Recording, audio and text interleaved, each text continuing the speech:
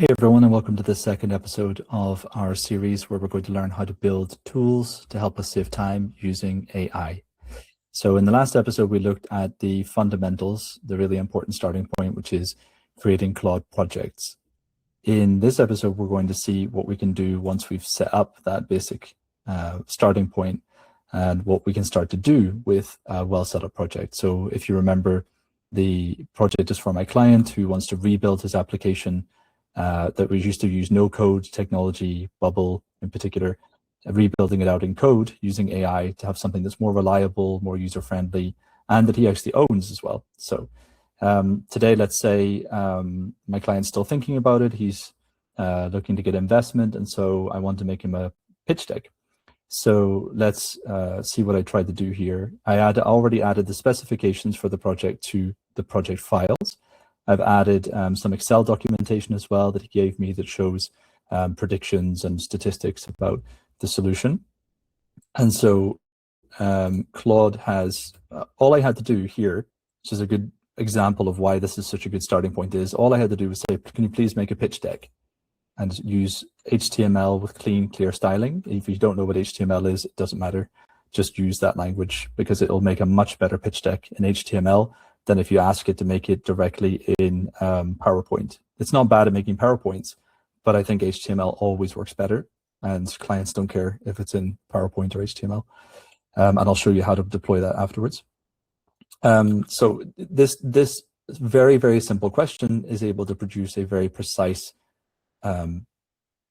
piece of content. It's not a tool, piece of content. And why? Because Claude, before, if I just ask this question without any project context, it's going to say, okay, well, you have to tell me more about your project first. I can't just give you a pitch deck. I have no idea what you're talking about. And even if we explain it, it's not always the best. It'll give us something that's vague and not exactly styled to what we're trying to do. Whereas here, what it's done first, before it does anything, is it reads the skill. That's something we'll talk about in a more advanced class. But it reads the specification file from the project. It reads the technical files, the strategy file. It also reads the Excel file. So it does a whole code thing to be able to extract stuff from the Excel file. And then it comes out with the answer. So it's given me an explanation of what it's doing, and it also creates the pitch deck. So we can click on that and view that in what they call an artifact. So an artifact is when Claude opens something to the side that gives you a preview of some PDF or HTML file, for example, a web document.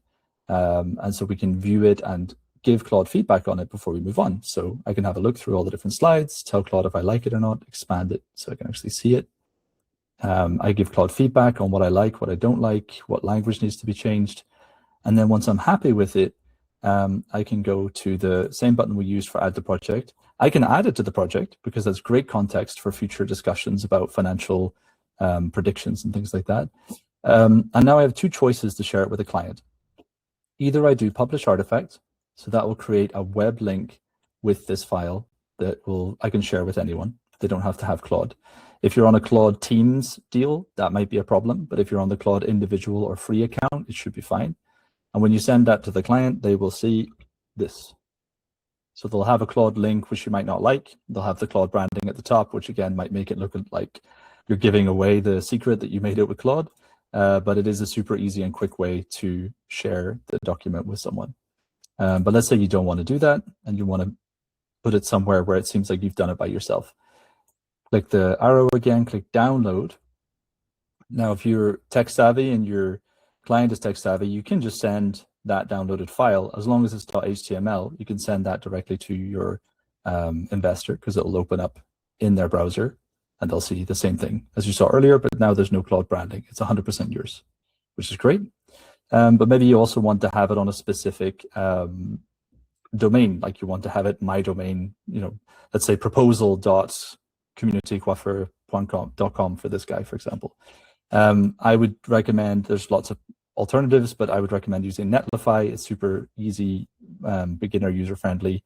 Sign up for Netlify for free, get into your projects, skip all the initial stuff that it tells you to do, just to get to this screen, the project screen, and then grab your HTML file that you downloaded from Claude and just drag it in here. And Netlify will publish it and you'll get a Netlify address out of it, but it still doesn't show that you created it with Claude. It still makes it look like it's your app. So this is called Aesthetic Meringue. I shouldn't have asked it to rename it. That was a mistake. I should have just kept the name that there was. But you can also manage the domain name. So you can set up a custom domain. So it'll tell you how to use that, where to point your domain to. If you don't know how to do that, ask Claude how to do it. But otherwise, then you get this link, and you can see it's published with Netlify immediately. And this is something then, again, you could send to your client this link. They would open it and they wouldn't see any Claude branding anywhere, and it would seem like you've created this. So now you kind of get what I was talking about, HTML. Nothing in PowerPoint is ever going to look as good as this. This is really nice with all the animations. There could be things you could click on. I'm not sure if it added any clickable stuff, but no, it doesn't seem to have, but still really nice. There could be easily clickable stuff in here, interactive stuff in here. And this is a good example of how we would in the future be building tools using HTML that we would actually be able to interact with, that you could be publishing on Netlify and then actually interacting with the tool and having it generate answers, calling an AI endpoint to process a document that you've uploaded or something like that, sharing this with your team, having everyone in the team using the same URL to solve the same problem. But anyway, this is a very, very simple, but very nice way to start to show the basics of what we're going to be doing later, creating more tools like this. So I hope that has been helpful, and I'll see you in the next one.